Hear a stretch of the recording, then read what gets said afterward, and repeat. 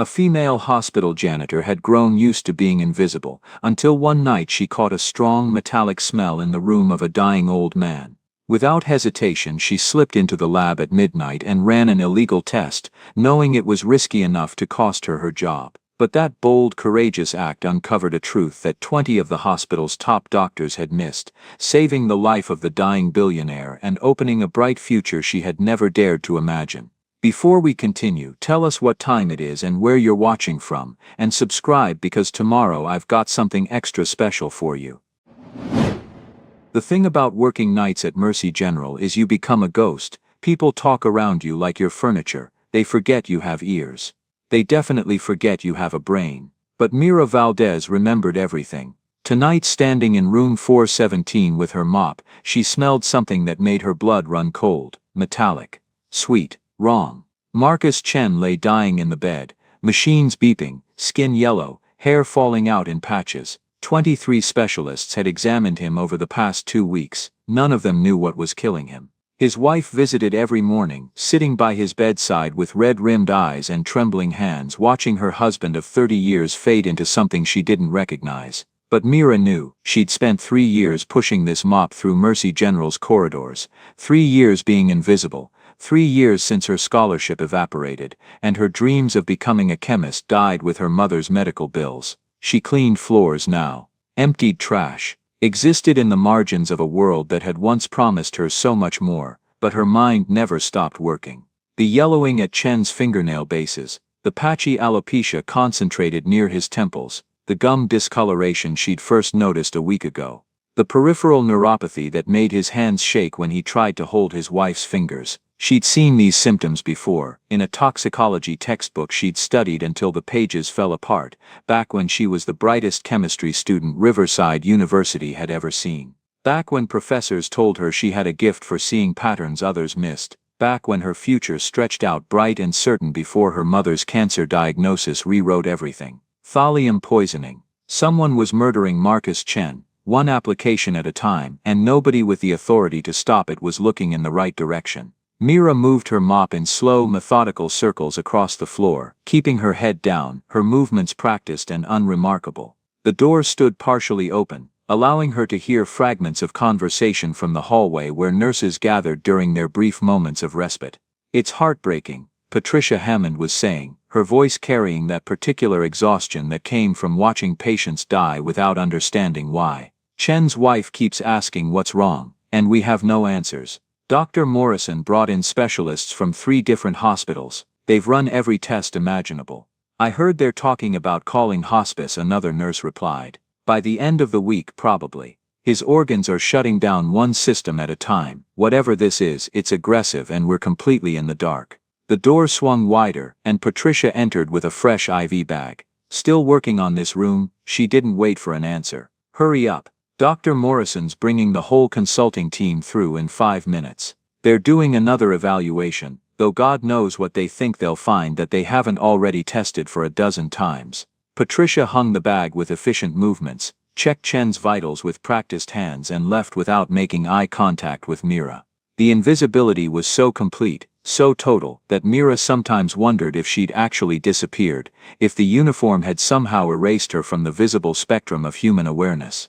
She moved to the nightstand where Chen's personal items sat in careful arrangement. A framed photo of him and his wife on some tropical beach, both of them younger and laughing. An expensive watch that probably cost more than Mira made in 6 months. A phone with a cracked screen. And there, pushed slightly to the back as though to seem innocuous, a tube of prescription hand cream, the expensive kind, imported from Switzerland with ingredients listed in 3 languages.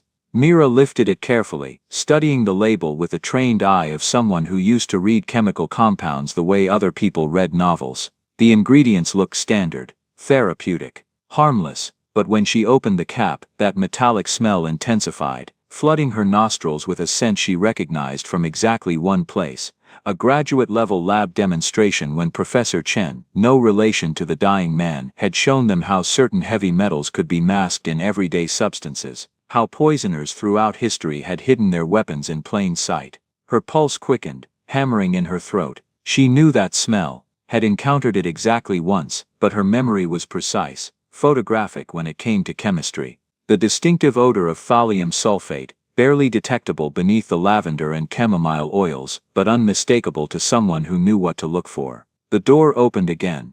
This time a man entered, tall, expensive suit cut to emphasize his athletic build, the kind of polished confidence that came from never being questioned or doubted. Stephen Walsh, according to the visitor badge clipped to his jacket. She'd seen him before, always bringing Chen small gifts, always staying just long enough to seem concerned without being intrusive, always leaving before medical staff could engage him in detailed conversations.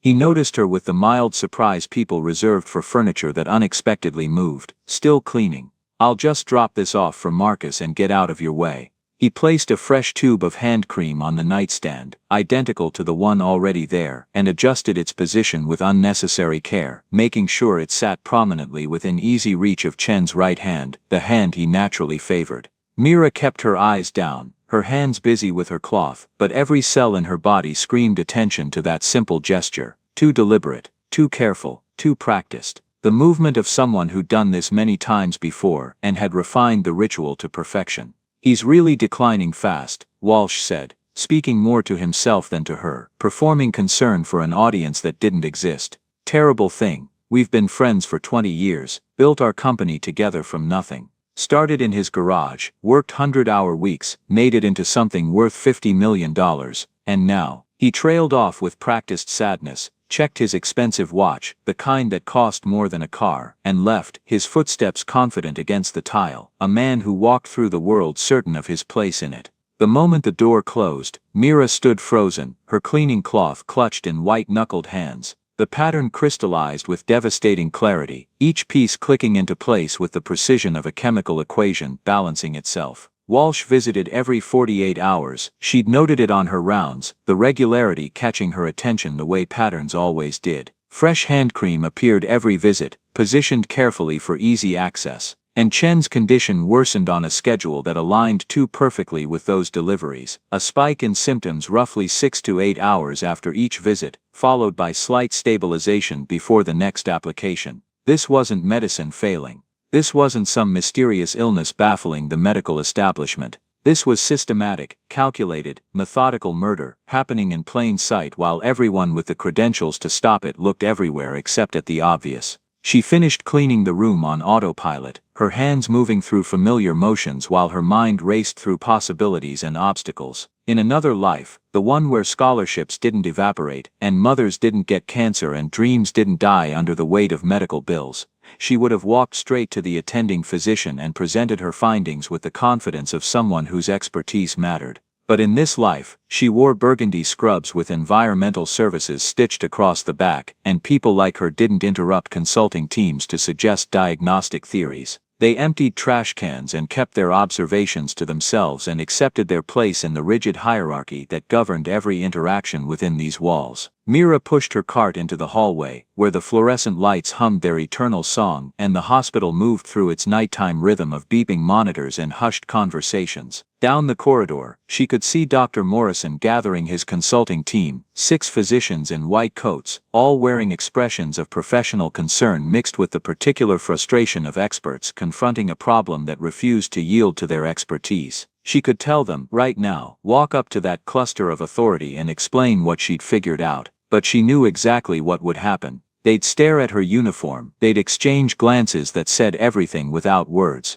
They'd dismiss her with polite condescension, maybe even kindness, the way you'd pat a child on the head for trying to help with adult problems. They'd return to their important work while the janitor went back to mopping. She'd been invisible for 3 years. She knew how this worked, knew it in her bones, in the particular ache that came from being intelligent in a body society had decided didn't matter. Marcus Chen was going to die unless someone listened to a woman nobody saw. Mira spent her 15-minute break in the staff lounge, hands shaking as she pulled up medical databases on her phone. The room hummed with the white noise of an old vending machine and someone's forgotten radio playing soft jazz. A respiratory therapist dozed in the corner chair, mouth open, snoring softly. 2 nurses whispered over coffee at the far table, their voices carrying fragments of gossip about Dr. Morrison's upcoming divorce and speculation about which of the surgical residents he might be sleeping with. Nobody paid attention to the custodian in the corner. Every article about thallium poisoning confirmed what she already knew. Symptoms: peripheral neuropathy starting in the extremities, gastrointestinal distress, alopecia in a specific pattern, skin discoloration, neurological decline.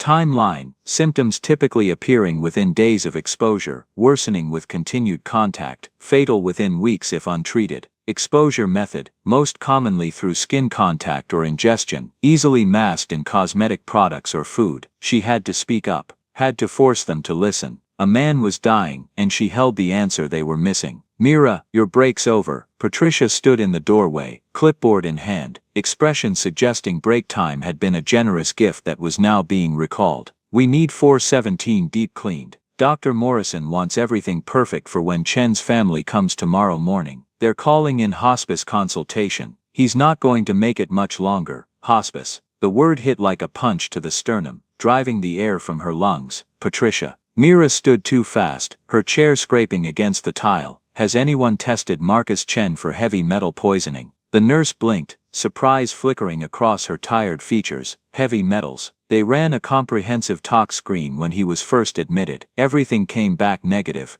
But did they specifically test for thallium? Patricia's expression shifted, surprise morphing into concern, the kind nurses reserved for people behaving oddly, for patients who might be having a psychological break disguised as a medical question. Thallium, Mira, that's incredibly rare. Why would you even think of something that obscure? The symptoms match perfectly, the pattern of decline, are being thoroughly evaluated by qualified physicians. Patricia interrupted, her tone staying gentle but becoming firm, establishing boundaries that had apparently been crossed. I appreciate your concern, honestly I do, but diagnostic decisions aren't your area. The consulting team has decades of combined experience. If there was something to find, they'd find it. But the hand cream, Mira. Patricia's voice dropped lower, taking on the quality of someone delivering uncomfortable truth.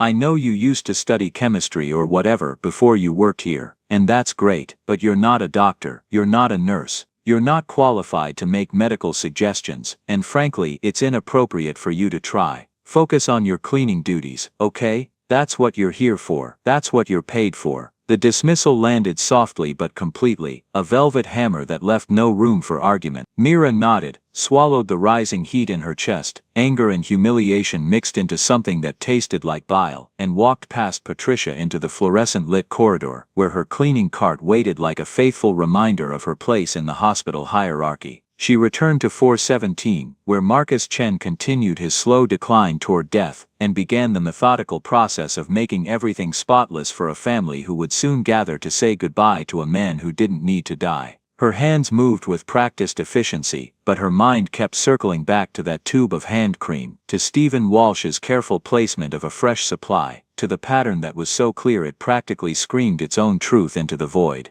She couldn't let this go. But how did you force people to listen when everything about you, your uniform, your title, your position in the social architecture of the hospital, told them not to? The door opened with its distinctive pneumatic hiss. Dr. Morrison entered first, followed by his full consulting team, 6 physicians in white coats and expensive shoes, their postures radiating the particular confidence of people accustomed to being the smartest in any room. They gathered around Chen's bed like priests conducting a sacred ritual, speaking in the coded language of medicine that Mira understood better than they realized. Hepatic markers continue to rise, one said, scrolling through a tablet with practiced swipes. Neurological function declining across all measured parameters. We're looking at multi-system failure with no clear etiology. Could be a variant autoimmune response, another suggested. A younger physician with wire-rimmed glasses and nervous energy. Something attacking multiple organ systems simultaneously, or an undetected infection. Something opportunistic that's not showing up in standard cultures. The progression is too rapid for standard pathology. We're missing something fundamental here. They continued their discussion, brilliant minds genuinely baffled, while Mira cleaned the floor 3 feet away, invisible as furniture, transparent as glass. She straightened, still holding her mop, and cleared her throat. No one looked at her. She cleared it louder, the sound cutting through their medical discussion. Dr. Morrison glanced over with mild irritation, the expression of someone interrupted during important work. We'll be done in a moment. If you need to finish the room, please come back in 15 minutes. Dr. Morrison,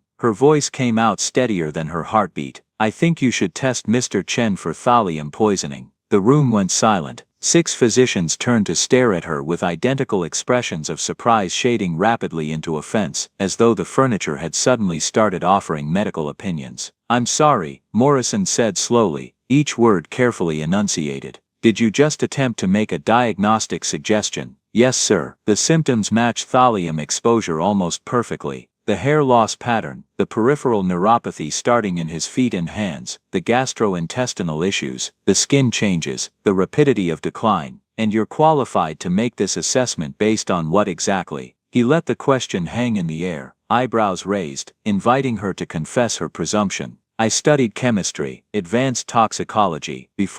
She faltered under their collective stare, 6 pairs of eyes weighing and dismissing her simultaneously. Before I worked here. One of the younger physicians actually laughed, a short incredulous sound that cut through the room like a scalpel. So you're suggesting that 20 medical professionals, including 3 board-certified toxicologists, missed something you caught while mopping? The humiliation burned through her chest, hot and sharp, but she forced herself to continue. The hand cream, Stephen Walsh brings it every visit. If you test it, I think you'll find, that's enough. Morrison cut her off, his voice going sharp now, all pretense of patience evaporating. I don't know what gave you the impression that your custodial position includes medical consultation, but let me be very clear, it does not. We have protocols, we have qualified staff, we have years of training and experience, and we do not need cleaning personnel interrupting critical case discussions with theories based on, he gestured vaguely at her, at the mop, at everything about her that disqualified her from mattering in this space. Whatever this is, but if you would just this conversation is over, please leave the room, now. Mira stood frozen for one terrible moment, feeling the weight of 6 professional dismissals pressing down on her shoulders like physical force. Then she gripped her mop handle, nodded wordlessly, and backed toward the door, her face burning, her throat tight with words that would never be heard.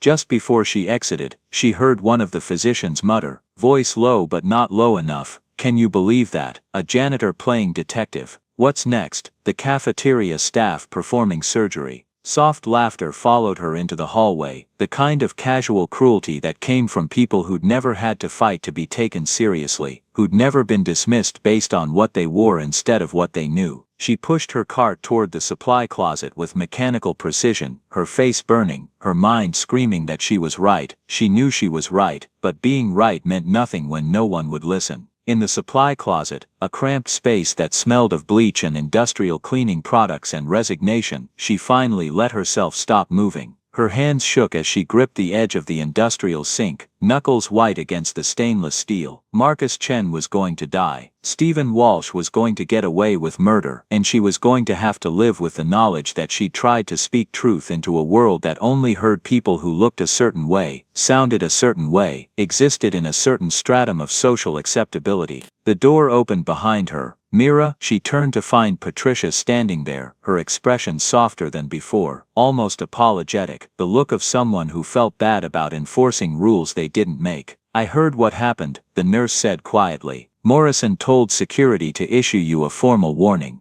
They're saying you overstepped boundaries, made the doctors uncomfortable with inappropriate suggestions." She paused, genuine concern in her voice. "I'm sorry, I know you were trying to help." "I'm right," Mira said, her voice hollow, scraped clean of everything except certainty. "He's being poisoned. I know how it sounds, but I'm right." Patricia's face flickered with something, doubt, maybe, or pity, or the uncomfortable realization that the world didn't always work the way it should. "Even if you were Mira, you can't just barge into case conferences. That's not how it works here. You have to understand the hierarchy. Your job is important, but it has boundaries. Clear boundaries, and those boundaries include letting people die." The words came out harsher than intended, and Patricia flinched as though physically struck. "I need to get back to my rounds," the nurse said after an uncomfortable silence that stretched between them like a chasm. "Just be careful, okay? Don't push this any further. You could lose your job, and I know you need this job." She left, closing the door with a soft click that sounded like a period at the end of a conversation that should have been a question mark. Mira stared at her reflection in the small mirror above the sink, a tired woman in burgundy scrubs, hair pulled back in a practical ponytail, face lined with exhaustion and something new, the particular kind of frustration that comes from knowing you're right and being completely powerless to make anyone believe you. She pulled out her phone and opened the camera app. If words wouldn't work, maybe evidence would. But first, she needed to gather proof that even the most arrogant physician couldn't ignore. At 1:30 in the morning, when the hospital entered its quietest phase, that liminal space between the chaos of emergency admissions and the bustle of morning rounds, Mira used her master key to access the abandoned research lab on the third floor. Mercy General had once been a teaching hospital, back in the 1980s when medical education funding flowed more freely and research grants seemed endless. The research wing still existed, mostly empty now, except for storage of outdated equipment and forgotten files, but the basic infrastructure remained: sinks, ventilation hoods, even a few old microscopes gathering dust behind locked cabinets. She planned this carefully over the past 2 hours, mapping out routes, timing security rotations, identifying blind spots in camera coverage, knew which doors had functioning surveillance, which hallways the night guards patrolled on their rounds, which stairwells offered the most cover. 3 years of cleaning this hospital had taught her its rhythms and vulnerabilities better than anyone realized. The lab smelled of disuse and old chemicals, that particular combination of dust and decay and forgotten ambition, but it felt like home in a way her tiny apartment never quite did. She set up her materials with practiced care: sodium carbonate from the hardware store, distilled vinegar from the grocery, coffee filters and test strips from the 24-hour pharmacy. Not proper equipment, not even close to the sophisticated apparatus she'd used during her university years, but possibly enough to generate results that would force someone to take her seriously. First, she needed the sample. Back in 417 she worked quickly, heart hammering against her ribs. Marcus Chen lay unconscious, machines tracking his continued decline with soft beeps that measured out the remaining hours of his life. The hand cream sat on the nightstand exactly where Walsh had placed it hours earlier, positioned for easy access, innocent in its expensive packaging. Using a sterile specimen cup she'd taken from the supply closet, the kind used for routine urinalysis, innocuous enough that nobody would question its absence from inventory, she transferred a small amount of cream using a disposable tongue depressor. Not enough for anyone to notice the change in volume, just enough for testing purposes. As she sealed the sample, Chen's eyes flickered open, unfocused, pupils dilated, a dying man trying to make sense of shadows and movement in the dim room. "It's okay," Mira whispered, though he probably couldn't hear her, couldn't process words through the fog of his poisoned brain. "I'm going to fix this, I promise." His gaze drifted away, already lost again in whatever dreams or nightmares occupied the space where his mind used to live. She pocketed the sample and moved quickly back to the research lab, where the real work began. The chemistry was simple in theory, complex in execution without proper equipment. Thallium sulfate, when reacted with sodium rhodizonate in solution, produced a characteristic color change, orange to violet, distinctive and diagnostic. She didn't have pure sodium rhodizonate, but she could approximate the reaction using her makeshift supplies and the chemical knowledge that lived in her memory, like muscle memory, like breathing. 2 hours later, after multiple failed attempts and one near spill that would have contaminated the entire workspace and possibly exposed her to toxic levels of thallium herself, she finally achieved results. The solution turned distinctly violet, the color unmistakable even in the dim laboratory lighting. "Thallium," confirmed. Her hands trembled as she documented everything with her phone, photos from multiple angles, close-ups showing the violet precipitate clearly, detailed notes about her methodology typed into a note app, timestamps showing the progression of the reaction from clear solution to definitive result. It wasn't proper lab analysis, it wouldn't hold up as evidence in court. Any competent defense attorney would shred it in minutes. But it was enough to force someone with actual authority and proper equipment to run a real test. She cleaned her workspace with obsessive thoroughness. Years of custodial training had taught her how to erase evidence of her presence with near-surgical efficiency and returned all borrowed equipment to its original location, leaving no trace that anyone had been there. By 3:30 a.m., she was back on her regular rounds, pushing her cart through familiar corridors as though nothing extraordinary had happened, just another invisible worker moving through the hospital's nighttime routine. But her phone held proof that Marcus Chen was being murdered. Now she just needed someone to believe her. At 4 a.m., Mira returned to 417 for a final check before her shift ended and found something that made her blood run cold. The hand cream was gone. The nightstand sat empty except for Chen's phone and water cup, the space where the expensive tube had been now conspicuously vacant. Someone had removed the contaminated cream, either Walsh covering his tracks, sensing somehow that his method had been discovered, or a nurse following some routine protocol Mira didn't know about, innocently disposing of evidence. Her only physical evidence. Gone. Panic clawed at her throat, making it hard to breathe. Without the actual contaminated product, all she had were photos of a chemical test that proved thallium existed in some cream, somewhere, at some time. Any decent lawyer would destroy that in minutes, would point out the broken chain of custody, the lack of documentation, the impossibility of verifying what substance she'd actually tested. She needed the cream, or she needed Walsh to bring another tube, or she needed Miss Valdez. The voice behind her carried the flat authority of someone used to being obeyed without question, someone who dealt with problems by removing them. She turned to find James Kowalski, head of hospital security, standing in the doorway with his arms crossed and an expression that suggested this conversation wouldn't be pleasant. He was a former police officer she knew from breakroom gossip, pushed into early retirement after some incident nobody talked about, now wielding what remained of his authority in the smaller kingdom of hospital corridors. "Mr. Kowalski," she said, keeping her voice neutral, careful. "We need to talk. Step into the hallway, please." Her stomach dropped, but she followed him into the corridor, where the fluorescent lights felt suddenly harsh and exposing, where every camera angle seemed to focus on her face. "I've received multiple complaints about you," Kowalski said without preamble, pulling out a tablet and scrolling through what appeared to be an incident log. "Entering patient rooms outside your assigned cleaning schedule. Asking medical questions that aren't your concern. Disrupting physician conferences." And now he turned the tablet to show her security footage, grainy but unmistakable. "Accessing restricted areas after hours." The screen showed footage of her entering the research lab, timestamp clearly visible in the corner. "I can explain, no explanation needed. The lab director filed a report this morning when he discovered equipment had been moved and chemicals had been used without proper documentation." His eyes hardened. "That's a terminable offense, Miss Valdez.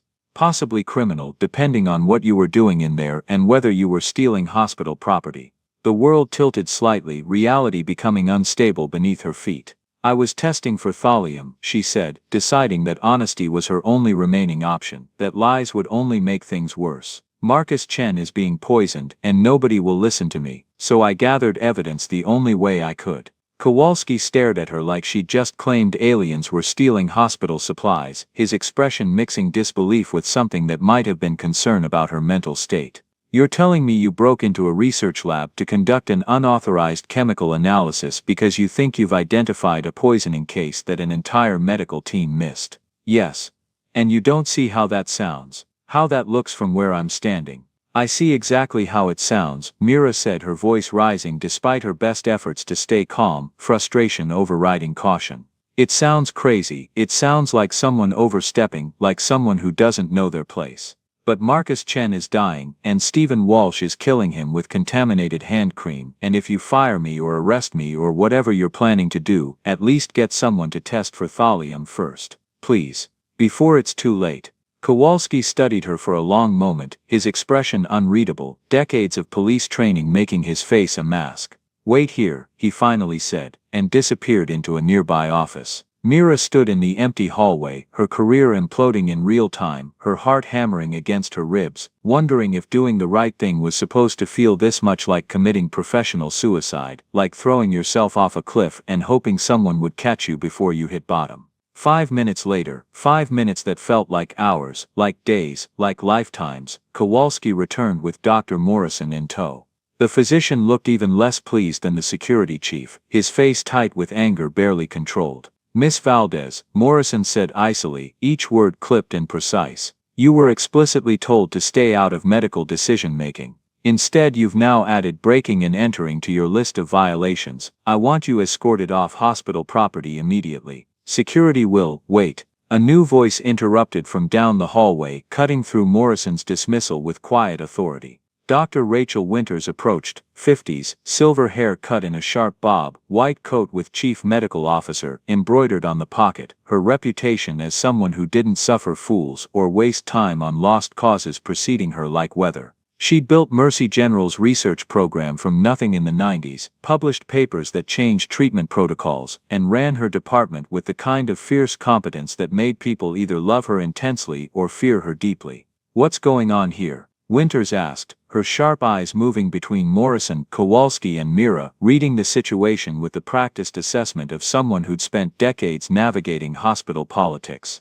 "Personnel issue," Morrison said dismissively, trying to shut down the conversation before it could expand. "Custodial staff member overstepping boundaries, being handled appropriately." By firing her at 4 in the morning in a hospital hallway, Winters turned to Mira, studying her with eyes that seemed to see through surfaces. "You're the one who suggested thallium poisoning to Marcus?" "Yes, ma'am." "And conducted unauthorized chemical analysis in our research lab?" "Yes, ma'am." "Show me." Mira pulled out her phone with trembling fingers and displayed the photos, violet solution, methodology notes written in careful detail, timestamps showing the progression, everything she documented. Winters studied each image with focused attention, scrolling slowly, occasionally zooming in to examine details, her expression unreadable. "Sodium rhodazonate reaction," she said quietly, speaking more to herself than to anyone else. "Crude methodology, improvised equipment, but the technique is sound. The color change is definitive." She looked up at Morrison. "When was the last time we ran a heavy metal panel on Chen?" "Initial admission 2 weeks ago. Everything came back negative." "Did you specifically test for thallium?" Morrison hesitated, and in that hesitation, everything changed. "Our standard panel doesn't include." "That's what I thought." Winters turned to Kowalski. "James, we're not firing Miss Valdez tonight. Or any night. Instead, we're running an emergency thallium test on Marcus Chen immediately." She looked at Morrison, her voice taking on steel. "Get me a toxicologist, now. And find that hand cream if it still exists anywhere in this hospital." "Rachel, this is my case, and I don't appreciate. This is my hospital." Winters cut him off, her voice sharp enough to draw blood, to silence objections. "And if we have a poisoning case we've been missing for 2 weeks because nobody thought to listen to unconventional sources, that's a failure of institutional culture I intend to correct immediately and publicly." She turned back to Mira. "You're suspended with pay pending investigation. But you're also our key witness if this turns out to be what you think it is. Understood?" "Yes, ma'am." "Good. Now everyone get back to work. Except you, Marcus. You're coming with me. We have a very uncomfortable conversation ahead of us about diagnostic blind spots and professional humility and the particular kind of arrogance that stops us from hearing people who don't wear the right uniform." Morrison's face went crimson, a vein pulsing visibly at his temple, but he followed Winters down the hallway without another word, his expensive shoes clicking against tile with the sound of diminished authority. Kowalski cleared his throat, uncomfortable with whatever emotion was flickering across his face. "For the record, Miss Valdez, what you did was still against hospital policy, multiple policies actually."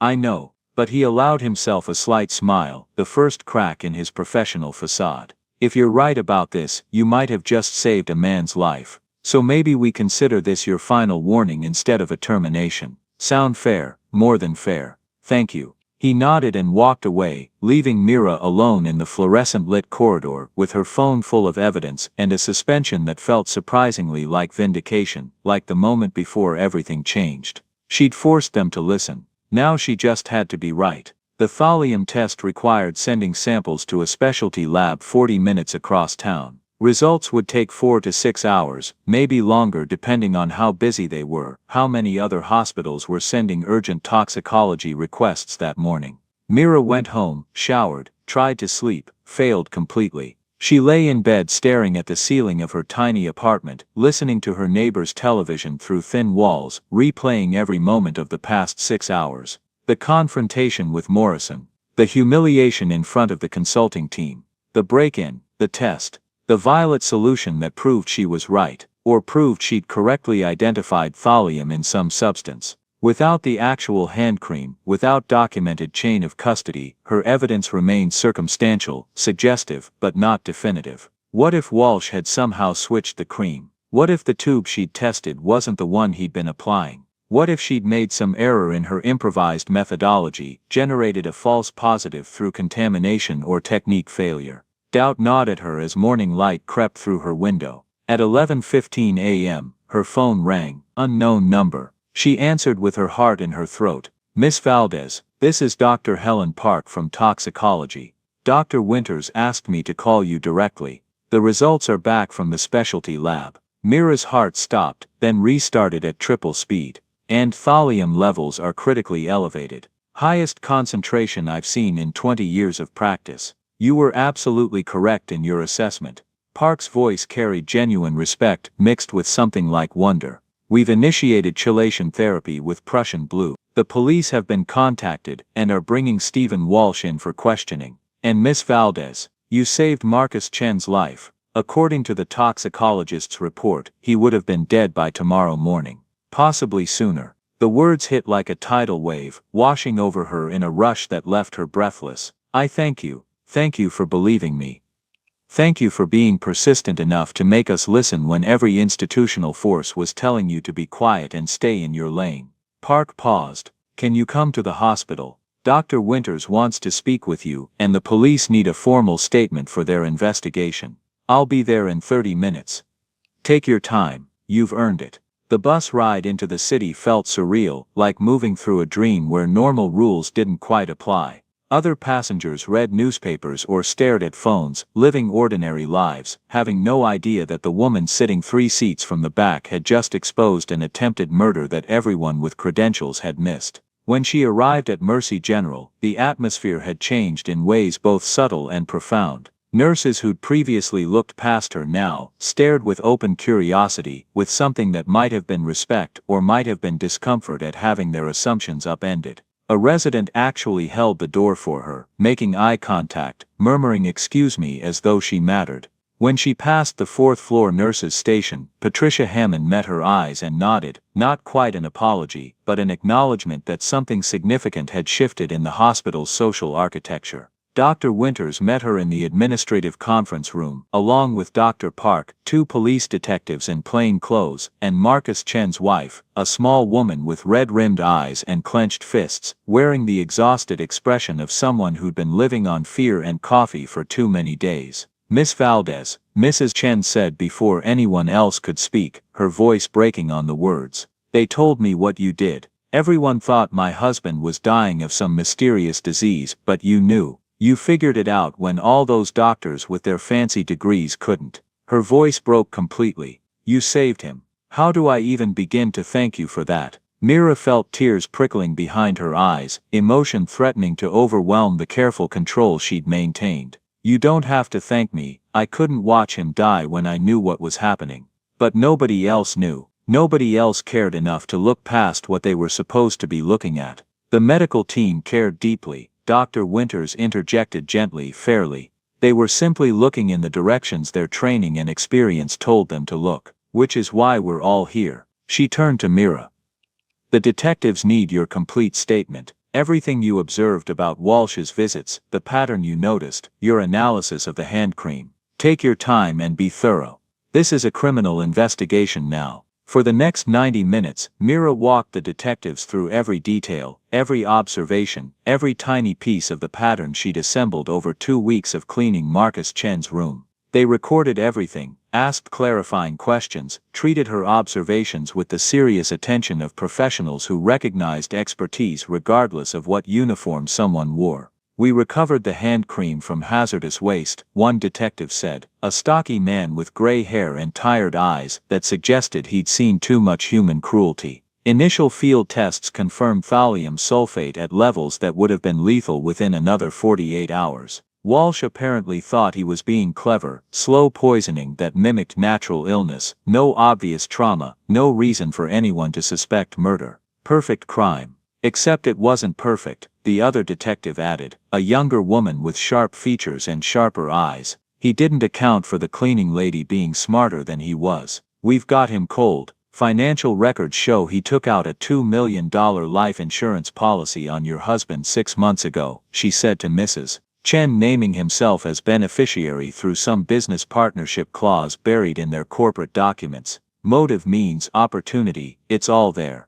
Mrs. Chen closed her eyes, tears sliding down her cheeks in silent tracks. 20 years of friendship, we trusted him completely, invited him to our home, let him around our children. I'm so sorry, Mira said quietly, inadequately. Don't be, you're the only one who saw the truth. The only one who cared enough to risk everything to save someone you didn't even know. After the detectives left, promising to be in touch about trial testimony, Dr. Winters gestured for Mira to stay behind. We need to talk about your future here, the chief medical officer said once they were alone, the door closed, the room suddenly feeling smaller, more intimate. What you did was extraordinary. Also highly irregular, somewhat illegal, and completely outside your job description. I've been in medicine for 30 years, and I've never seen anything quite like this. Mira braced herself for whatever came next, for the other shoe to drop.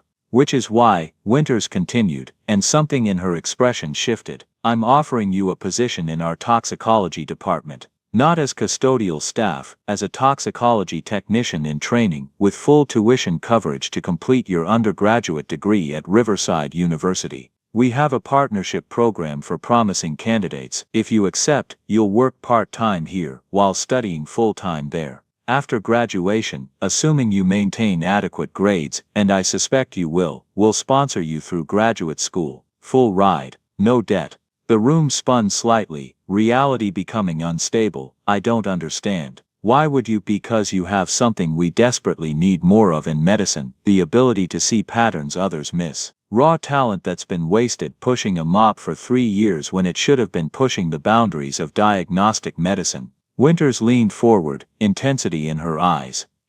You identified a case of deliberate poisoning using improvised equipment and pure determination. You saw what 20 specialists missed. Imagine what you could accomplish with proper training and resources. We'd be fools not to invest in that kind of mind. But I broke the rules. I broke into a lab, I conducted unauthorized tests. You saved a man's life when everyone else failed, Winters interrupted. Yes, you broke rules, but you did it for the right reasons, with sound methodology, and you were vindicated by the results. That tells me everything I need to know about your character, your intelligence, and your capabilities. She smiled slightly, warmth breaking through professional reserve. Also, frankly, the PR department loves this story. Dedicated hospital worker turns detective to catch killer. It's going to be all over the news by tonight. Might as well turn it into something productive, something that changes how we think about expertise and institutional listening. Mira tried to process what she was hearing. A degree, proper training, a real career in the field she'd abandoned years ago when life rewrote all her plans. What about Dr. Morrison? He wanted me fired an hour ago. Dr. Morrison is currently having a very uncomfortable conversation with the hospital board about diagnostic humility, institutional blind spots, and the particular kind of professional arrogance that prevents us from hearing vital information from unexpected sources. He'll come around, and if he doesn't, Winters shrugged, he can take his ego somewhere else. I'm not running a hospital that fires people for being right when we're wrong. I need time to think about. Take all the time you need. The offer stands indefinitely, but Mira, Winters' expression softened genuinely. Don't let fear or self-doubt talk you out of this. Don't let the voices in your head that say you don't deserve it, that you're not good enough, that people like you don't get second chances, don't let those voices win. You've already proven you belong in medicine. Now it's just a matter of getting you the credentials to match your abilities. Later that afternoon, Mira stood outside Marcus Chen's room and watched through the window as he talked with his wife, his color already noticeably better, his movements less confused and more purposeful. The chelation therapy was working, pulling the poison from his system one molecule at a time, giving him back the future Stephen Walsh had tried to steal. A hand touched her shoulder. She turned to find Dr. Morrison standing there, his expression uncomfortable but genuine, struggling with emotions that didn't come naturally to someone accustomed to always being right. I owe you an apology, he said without preamble, the words clearly difficult for him. A profound one. I dismissed you based on your position, rather than your observations. I let my assumptions about expertise blind me to evidence that was right in front of me, that was arrogant, unprofessional, and potentially fatal. You were right, I was wrong, and I'm genuinely grateful you were persistent enough to prove it despite my obstruction.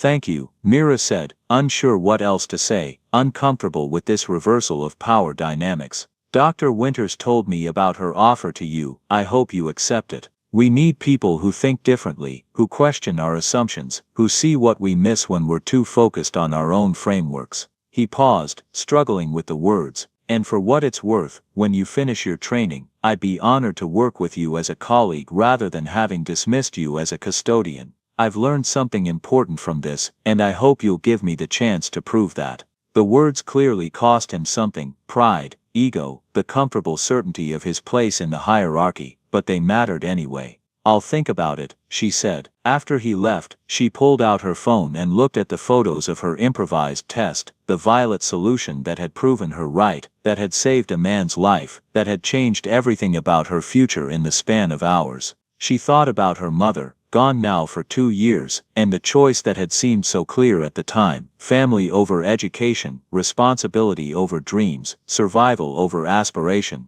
She thought about 3 years of being invisible, of being dismissed, of having expertise that nobody acknowledged because it came wrapped in the wrong uniform, spoken in the wrong accent, existing in the wrong social class. She thought about Marcus Chen, alive now because she'd refused to stay invisible when it mattered most, when a man's life hung in the balance. She opened her messages and typed a text to Dr. Winters, her thumb hovering over the send button for just a moment before she committed. I accept. When do I start? The response came 30 seconds later, as though Winters had been waiting, hoping. Monday morning, 7 a.m. Welcome to medicine, future Dr. Valdez. Mira smiled. The first genuine smile in longer than she could remember, pocketed her phone and walked toward the exit, no longer a custodian heading home after a shift, but a future toxicologist heading toward a life she'd thought was lost forever. The invisible woman had finally been seen, and nothing would ever look the same again. 3 days after the arrest, the hospital held a press conference that transformed Mira's story from local news into a viral phenomenon that spread across social media like wildfire.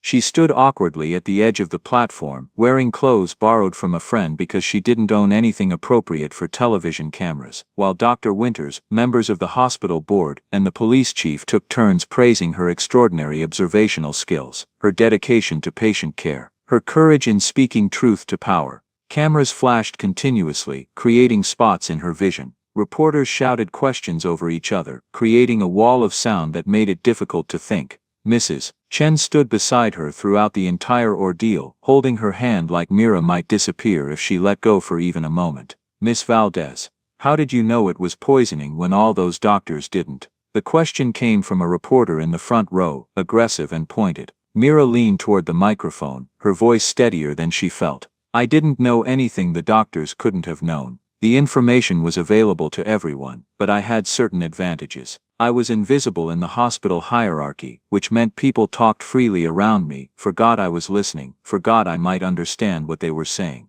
I heard things and saw patterns that might have been hidden from someone wearing a white coat, someone who patients and staff treated with deference. So you're saying the doctors were incompetent, blind to what was obvious? No. She spoke firmly, clearly. The doctors were looking in the directions their training and experience told them to look. They were following protocols, applying expertise, doing exactly what medical education teaches. I was simply looking from a different angle, with different knowledge and different context. Medicine needs both perspectives. We need highly trained specialists, and we need people who can see the spaces between specialties, the patterns that don't fit clean diagnostic categories. Dr. Winters nodded approvingly from her position at the podium. But you risked your job, potentially your freedom, to prove your theory. Why? Because Marcus Chen was dying and I knew why. What else could I do? Watch him die to protect my job security. That's not a choice anyone should have to make, but it's a choice many people in service positions face every day. The choice between speaking up and staying safe. The press conference continued for another 30 minutes, but that soundbite, about invisibility creating insight, about the impossible choices faced by people without power, played on every news channel that night, shared thousands of times on social media, quoted in think pieces about healthcare hierarchies and institutional listening. Afterward, as Mira tried to escape through a side exit, avoiding the crowd of reporters still hunting for exclusive interviews, she found herself face to face with Stephen Walsh's lawyer. The woman was perhaps 45, wearing a suit that probably cost more than Mira's car, her sharp features arranged in an expression of controlled contempt. She looked at Mira the way you might look at something unpleasant you'd found on the bottom of your shoe. "Miss Valdez," the lawyer said, her voice cold and precisely articulated, "I want you to know that your amateur chemistry experiment would never hold up in any court of law. The chain of custody is broken, your methodology is questionable at best, and your credentials are literally non-existent. My client maintains his complete innocence, and your irresponsible, attention-seeking accusations have destroyed a good man's reputation based on nothing more than paranoid speculation." Mira stared at her, feeling anger rise through her chest like heat. "Your client poisoned a man slowly and deliberately for $2 million.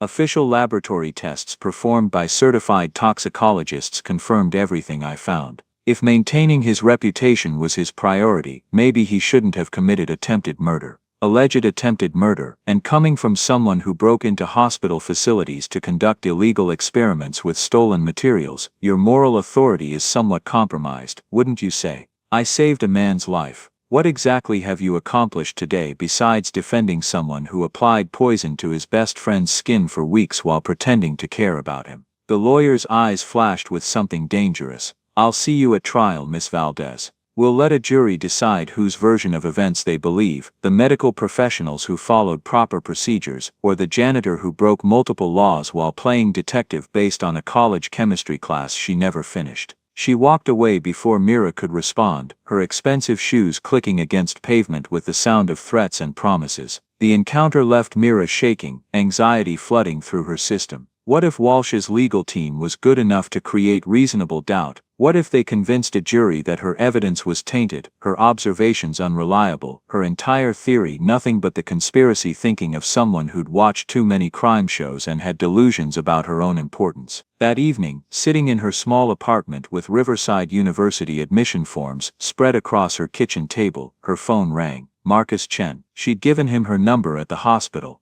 "Miss Valdez, I hope I'm not bothering you. I know you've had a long day with all the media attention." "It's fine. How are you feeling?"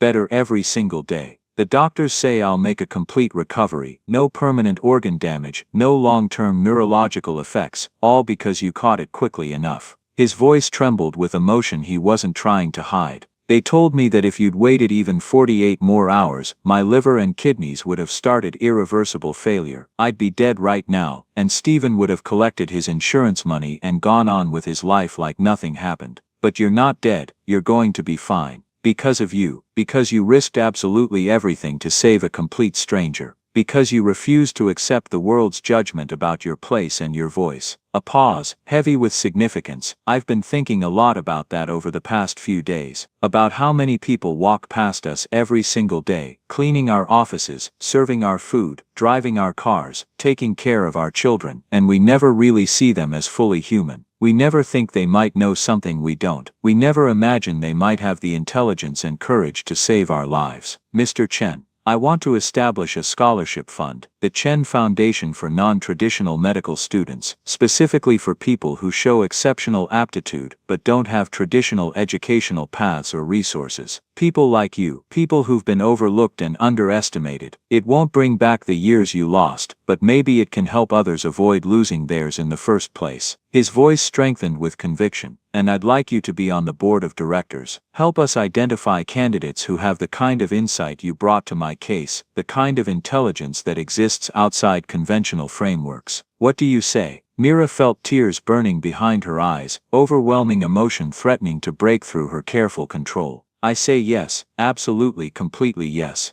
"Good. My lawyers will be in touch with the details. And Miss Valdez, thank you. Not just for saving my life, but for changing how I see the world. You've given me more than extra years, you've given me a mission." After he hung up, Mira sat in her kitchen and cried, not from sadness or fear, but from the overwhelming sensation of a life transforming so rapidly she could barely process the changes, barely keep up with the velocity of events. A week later she received certified mail from Walsh's legal team, threatening a defamation lawsuit for reckless and damaging accusations made without proper credentials, qualifications or authority, causing severe harm to our client's personal and professional reputation. She called Dr. Winters immediately, panic making her voice tight. Don't worry about it for even a second, the chief medical officer said with absolute certainty. Hospital legal has already filed a motion to dismiss. They're rattling sabers because they know they're going to lose catastrophically. The physical evidence is overwhelming, the financial motive is clear, and your testimony is just one small piece of a much larger prosecutorial case.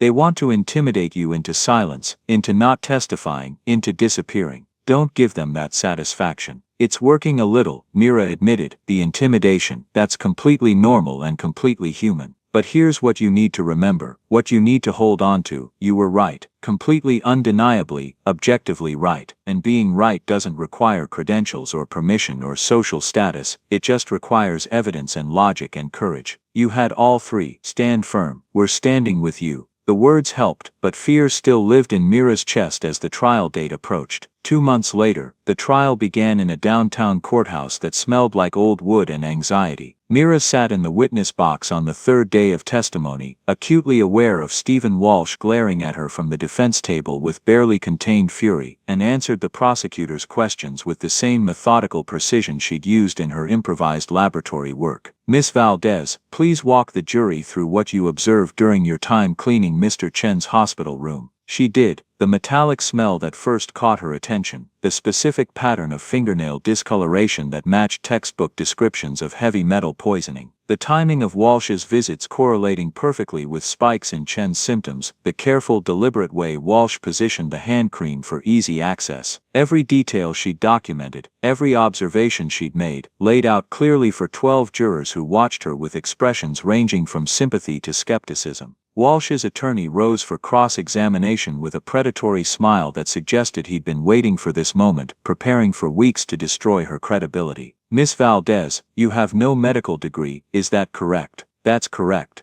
No nursing degree. Correct. No degree of any kind in chemistry or toxicology, not yet. I'm currently enrolled at yes or no answers only, please. You don't have any degree in chemistry, correct? Correct. And you conducted your so-called chemical test in a hospital facility you entered without authorization using equipment you weren't trained or certified to use, is that accurate? I was trained in the methodology during my university studies, but I didn't have authorization to yes or no, Miss Valdez. Did you have explicit authorization from hospital administration to use that research laboratory? No, but thank you. And this test you performed, would it meet any recognized forensic standards for evidence admissibility? The sodium rhodizonate reaction is a recognized qualitative test for yes or no. Would your specific test performed under those specific conditions meet forensic evidentiary standards? Mira took a slow breath, remembering Dr. Winter's advice about staying calm, staying clear, not letting lawyers twist her words into weapons against her. No. Which is precisely why I performed it, not as definitive forensic evidence, but as a screening test compelling enough to make someone with proper equipment and credentials run a definitive analysis, which they did, and that proper forensic test performed by a certified toxicology laboratory confirmed my findings completely. The attorney's smile faltered slightly. You're very confident in your opinions for someone with no formal credentials or professional standing. I'm confident because I understand chemistry at a deep level, because I documented everything carefully, and because I was right. Credentials are valuable for establishing baseline competence, but they're not a substitute for actual evidence and sound reasoning. I had both. Your Honor, the prosecutor interjected, standing with barely concealed satisfaction. If defense counsel is finished questioning Miss Valdez's educational background, which is irrelevant to the facts of this case, perhaps we could move on to the actual evidence. The forensic toxicology report from a certified laboratory confirmed thallium sulfate levels in both Mr. Chen's blood and in the hand cream at concentrations consistent with deliberate sustained poisoning. The defendant's financial records establish a clear $2 million motive. The pattern of visits and symptomatic worsening is documented. Miss Valdez's personal credentials are completely irrelevant to these independently verified facts. The judge nodded slowly. Sustained. Move on, counselor. The witness's observations led to proper testing that confirmed her hypothesis. Her educational status doesn't change those results. The cross-examination continued for another 90 minutes, but Walsh's attorney couldn't shake the fundamental truth that Mira had been correct, that her observations had been accurate, that her improvised test, while not forensically admissible, had pointed directly toward the truth that proper analysis then confirmed. The jury deliberated for 4 hours and 17 minutes. Guilty on all counts: attempted murder, assault with poison, insurance fraud. As the verdict was read, each word falling into the courtroom like a stone dropping into still water, Mrs. Chen grabbed Mira's hand from where they sat together in the gallery and squeezed so hard it hurt, her grip conveying everything words couldn't express. "Thank you," she whispered, tears streaming down her face in rivers. "Thank you, thank you, thank you for giving me my husband back." Outside the courthouse, reporters swarmed again, but this time Mira felt steadier, more grounded, less like she might be swept away by the attention. "Miss Valdez, how does it feel to be vindicated? To have the jury confirm you were right all along?" She looked directly into the nearest camera, speaking clearly and deliberately. "It feels like the justice system worked the way it's supposed to work. Eventually, after significant resistance, after I was forced to risk everything to make people listen." She paused, gathering her thoughts. "There are smart, capable, observant people everywhere in our society, in jobs we consider menial, in positions we've been trained to overlook and undervalue. Maybe this case can serve as a reminder to actually listen to them, to see them as fully human and potentially brilliant, to recognize that expertise exists in unexpected places. Because the next person who saves a life, who solves an impossible problem, who sees what everyone else misses, that person might be wearing a uniform we've learned to ignore." That soundbite played on every major news channel that night, shared hundreds of thousands of times on social media, quoted in opinion pieces about class and expertise, and whose voices society chooses to hear. 6 months after the trial, Mira sat in an undergraduate chemistry lecture at Riverside University, taking notes with the focused intensity of someone who knew exactly how precious and hard-won this opportunity was, someone who would never take education for granted again.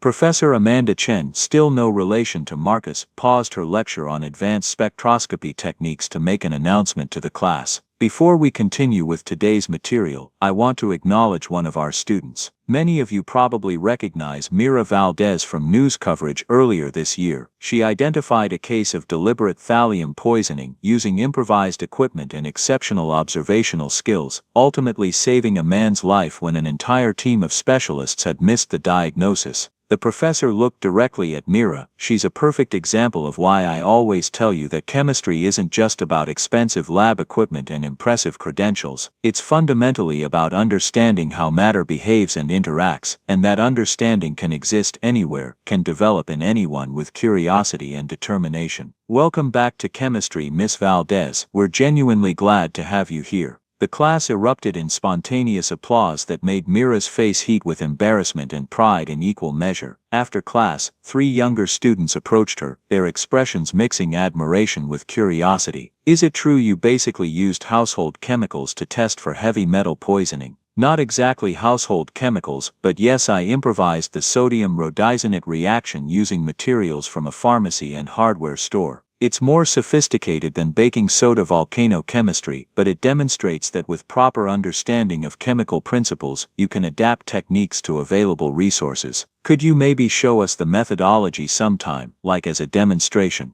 If Professor Chen approves the safety protocols, absolutely, but I'd honestly rather teach you the proper laboratory methods now that we have access to real equipment and proper safety measures. The improvised approach was born from desperation, not from good practice. They exchanged contact information, and Mira walked across campus toward Mercy General, where she worked 3 afternoons per week in the toxicology department as part of her training program. The transition from invisible custodian to visible medical student hadn't been seamless or comfortable. Some hospital staff still seemed genuinely confused about how to treat her, their learned hierarchies struggling to accommodate someone who'd moved between categories. A few older physicians remained overtly skeptical of her credentials, making comments about affirmative action and lowered standards that barely concealed their resentment. And occasionally, she caught former custodial coworkers looking at her with expressions that mixed pride and resentment, as though her transformation somehow highlighted their own stagnation, their own dreams deferred. But Dr. Park, her direct supervisor and increasingly her mentor, had become both advocate and friend. "Your work continues to be exceptional," Park told her during their weekly one-on-one meeting. "Your observational skills are extraordinary, and you're learning technical procedures faster than most graduate students. At this rate you'll be ready for independent research projects by next year, maybe even publishable work. I still can't quite believe this is real sometimes." Mira admitted, voicing the imposter syndrome that occasionally crept in during quiet moments. 6 months ago I was mopping floors and emptying trash. Now I'm analyzing complex drug interactions and running mass spectrometry analyses on forensic samples. The cognitive dissonance is intense. The work isn't actually that different when you think about it, Park observed thoughtfully. Both custodial work and laboratory science require meticulous attention to detail, systematic thinking, pattern recognition, and the ability to see what others overlook because they're not paying close enough attention. You were already doing science, you just weren't getting paid fairly for it or receiving recognition. That's generous of you to say.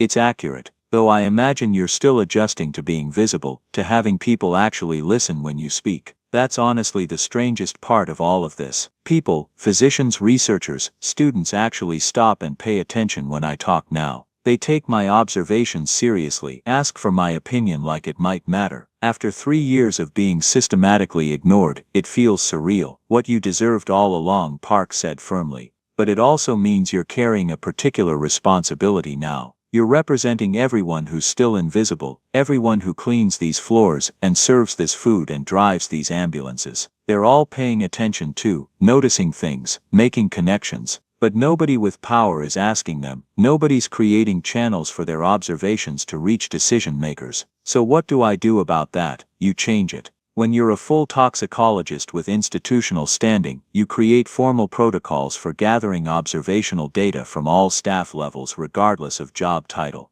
You build systems that make institutional listening part of how we practice medicine, not an occasional accident that happens when someone is persistent enough to force their way through barriers. Park leaned forward with intensity. You're not just becoming a chemist or toxicologist, Mira. You're becoming a voice for an entire class of people who've been systematically silenced by their job titles and social positions. That's genuinely powerful. Use it wisely and deliberately. The words settled into Mira with the weight of purpose and mission. That evening, she visited Marcus Chen at his downtown office. They'd established a pattern of monthly meetings to discuss the scholarship foundation they were building together, to review applications and select recipients, and plan for expansion. We've received 247 applications for this cycle, Marcus told her, pulling up a detailed spreadsheet on his large monitor. Single mothers working overnight shifts while taking community college classes during the day. Immigrants with medical degrees from their home countries who are working as hospital orderlies because their credentials aren't recognized here. A paramedic who desperately wants to become an emergency medicine physician but can't afford to stop working long enough to complete medical school.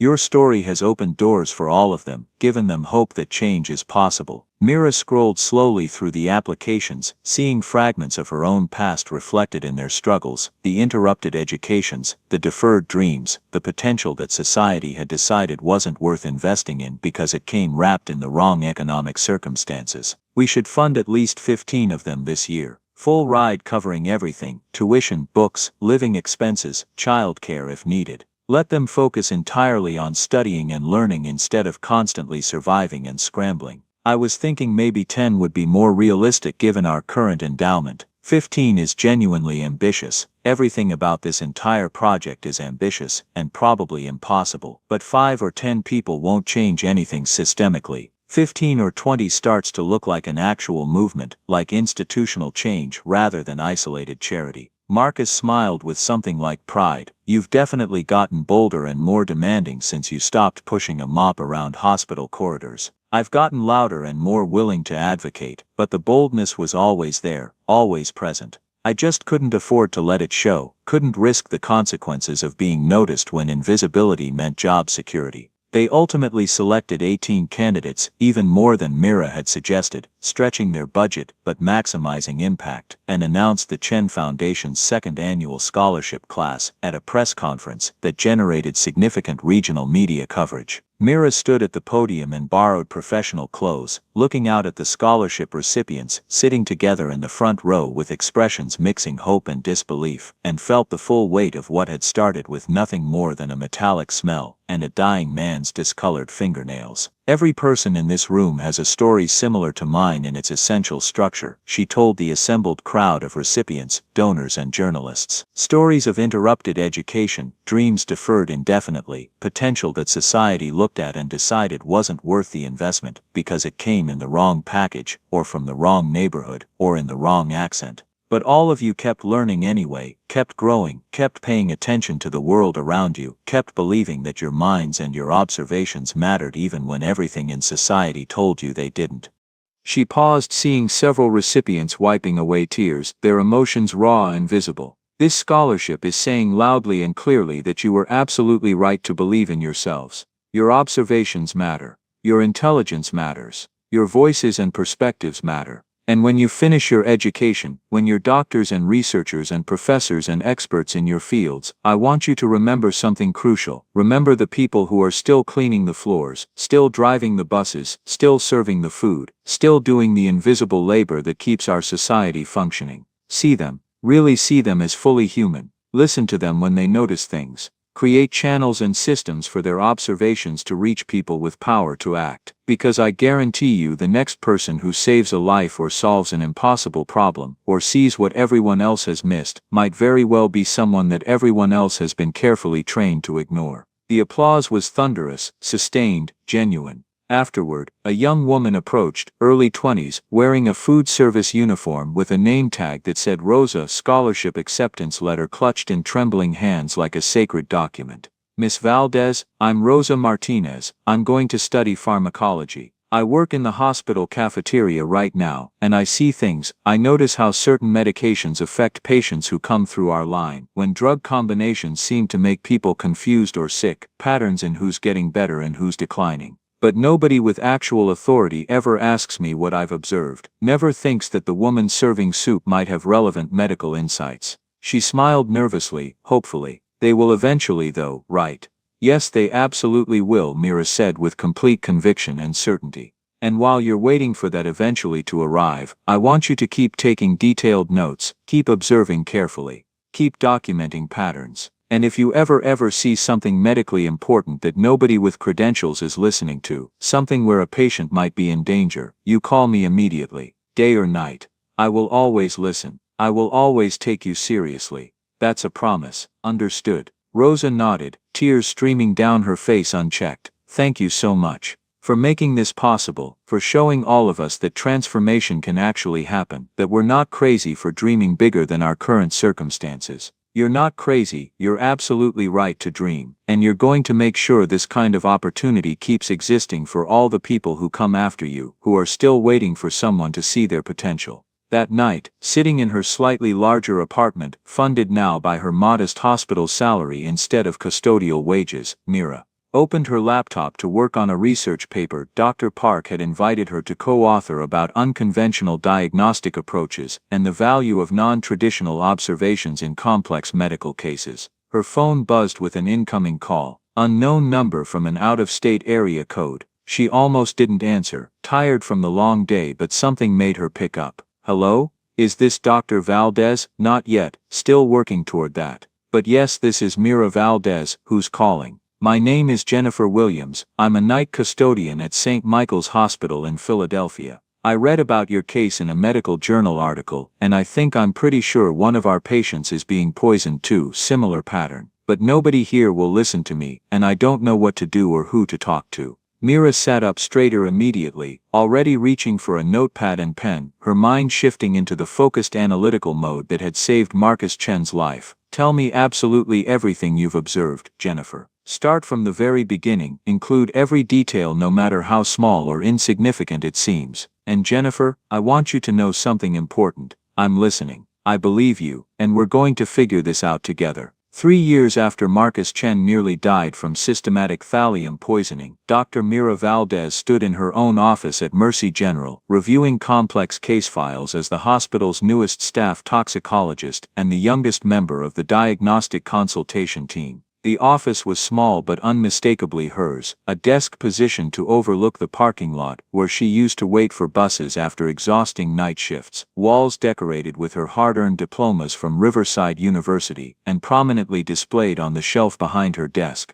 A framed photograph of herself wearing a burgundy custodial uniform. She kept that picture in a place of honor deliberately, a constant visual reminder of where she'd come from, why her perspective mattered, and whose voices she was responsible for amplifying. Her phone rang with an internal hospital extension. Dr. Valdez, we have a consultation request from Dr. Morrison. He has a patient with unexplained neurological symptoms, possibly environmental exposure. He specifically requested your input. Tell him I'll be there in 5 minutes. Morrison appeared in her doorway shortly after, looking simultaneously uncomfortable and respectful, a combination she'd grown used to seeing on his face whenever they worked together, the visible evidence of someone who'd learned genuine humility through painful experience. Mira, thanks for making time. I've got a 72-year-old woman presenting with rapid onset peripheral neuropathy, significant GI distress, unexplained hair loss. We ran our standard heavy metal screening panel and everything came back negative, but something about the symptom pattern feels wrong, feels like we're missing something obvious. Did you test specifically for thallium? She asked automatically, the question that had become almost reflexive. First thing I thought of after the Chen case 3 years ago. Tested specifically for thallium, and it came back negative. But the overall symptom constellation is similar enough that I wanted your eyes on this before we start pursuing more exotic diagnoses. The fact that he not only valued her opinion but actively sought it out still felt slightly surreal sometimes, even after 3 years of building her reputation and proving her worth repeatedly. I'll come take a look at her myself. Give me the room number and I'll head up immediately. An hour later, Mira stood beside the elderly patient's bed in the critical care unit, observing with the same meticulous attention to detail she'd learned during her years of invisibility, the subtle signs that most people walked past without truly seeing because they were focused on obvious symptoms and standard diagnostic categories. But this time, something different caught her specialized attention. A distinctive smell emanating from the woman's hair, not metallic like thallium, but more organic, almost floral, but wrong somehow, artificial in a way that triggered her chemical intuition. Has she been using any new personal care products recently? Mira asked the attending nurse. I don't think so, but her daughter has been bringing special organic shampoo from some boutique health food store. Says the regular hospital products are too harsh with chemicals, and she wants her mother using only natural ingredients. I need to test that shampoo immediately, send it down to my lab right away. 3 hours later, working in the hospital's fully equipped toxicology laboratory, a far cry from her desperate improvisation in an abandoned research room years ago, Mira confirmed the presence of dangerous mercury compounds in the supposedly natural and organic hair care product. The boutique shampoo company had been using a banned preservative compound to extend shelf life, unknowingly exposing hundreds of customers to toxic mercury levels that accumulated with repeated use. The patient's well-meaning daughter had been accidentally poisoning her mother with every careful, loving wash, never suspecting that organic didn't necessarily mean safe. When Mira called Morrison with her findings, he was silent on the line for a long moment. How do you keep doing this? How do you consistently see things that the rest of us miss even when we're looking carefully? I look at the things people habitually ignore or dismiss as irrelevant, the personal items patients bring from home, the small environmental details and daily habits that don't make it into official medical charts, the observations from family members and nursing staff that get filtered out before reaching physicians. She paused, thinking about how to articulate her process. It's fundamentally the same skill I developed and refined when I cleaned these floors, noticing what people overlook because they're focused on what they consider bigger or more important things, seeing patterns in peripheral vision. Well, you just prevented serious suffering and possibly saved this woman's life. Again, the manufacturer is being immediately notified, there will be a product recall, and our patient should recover fully with proper chelation therapy. He paused with what sounded like genuine emotion. And Mira, thank you, not just for this case, but for being persistent enough to finish your education despite all the obstacles. We genuinely need you here. The hospital is better because you refuse to stay invisible. After he hung up, Mira allowed herself a small private smile of satisfaction. She'd traveled an impossibly long distance from the invisible woman with a mop who'd first smelled something wrong in Marcus Chen's room. but the core of who she was hadn't fundamentally changed. Still observing carefully, still questioning assumptions, still seeing patterns and connections others missed because they weren't looking in unexpected places. The only real difference now was that people with power and authority finally listened when she spoke, finally took her observations seriously, finally recognized her expertise as legitimate and valuable. Her computer chimed with an incoming email notification. Subject line: Chen Foundation Scholarship Program, graduating class of 2028 inches. She opened it eagerly to find photos and brief biographies of their latest scholarship recipients, 32 students this year, up dramatically from the original 12 3 years ago. A bus driver studying epidemiology and public health. A home health aide pursuing her nursing degree while raising 3 children alone. A hospital security guard who wanted desperately to become a forensic pathologist. An immigrant janitor with an engineering degree from his home country finally able to get proper certification.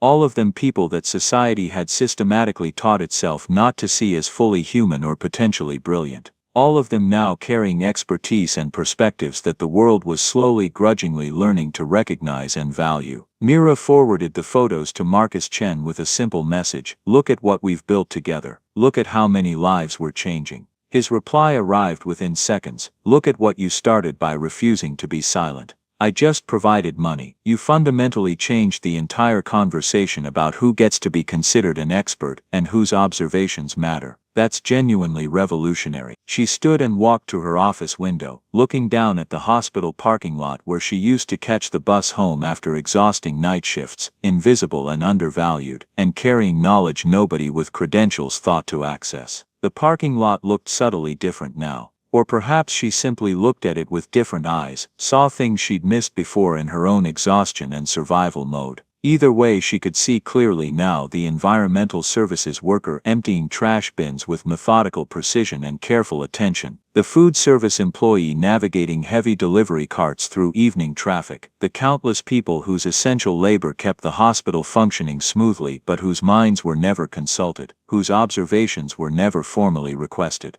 whose intelligence was never automatically assumed based on their uniforms. She wondered how many of them were noticing important things right at this moment, seeing patterns and making connections, drawing conclusions, waiting patiently or impatiently for someone with actual authority to ask them what they'd observed. Her phone rang again. Dr. Park's number. "Mira, I need you in the main conference room immediately. We've got a genuinely baffling medical mystery that has everyone completely stumped. Patient in critical condition, symptoms don't match any known diagnostic category, and we're running out of time. I want completely fresh eyes on this case, someone who thinks differently than everyone else in that room. I'm on my way right now." She grabbed her white coat, still felt special and significant every single time she put it on, even after 3 years of wearing it professionally, and headed purposefully toward the conference room where a full team of physicians waited to hear what insights the former janitor might offer that they couldn't see from inside their expert frameworks. As she walked through the familiar corridors of Mercy General, she thought about Jennifer Williams, the custodian from Philadelphia who'd called her 3 years ago about another suspected poisoning case. Jennifer was in nursing school now, excelling in her toxicology courses, planning to follow the same unconventional path Mira had carved through sheer determination and refusal to accept society's limitations, and there would be others. Many others, more Jennifers, more Rosas, more people who'd spent years being systematically invisible, quietly accumulating expertise and insights in society's margins, patiently or impatiently waiting for their chance to step into the light and be recognized as fully human and potentially brilliant. Mira reached the conference room and pushed open the heavy door with confidence. 15 physicians looked up as she entered, not with skepticism or dismissal or condescension, but with genuine hope and relief, with the expression of people who'd learned through hard experience that expertise could come from unexpected sources. "Dr. Valdez," the attending physician said with audible relief. "Thank God you're here. We are completely stumped and honestly getting desperate." She moved efficiently to the head of the conference table, where patient charts and laboratory test results and imaging studies were spread out like pieces of an impossibly complex puzzle waiting to be solved by someone who could see the pattern everyone else was missing. And as she began systematically reviewing the data, asking unexpected questions, noting subtle inconsistencies, seeing the crucial patterns that existed in the spaces between what everyone else was looking at directly,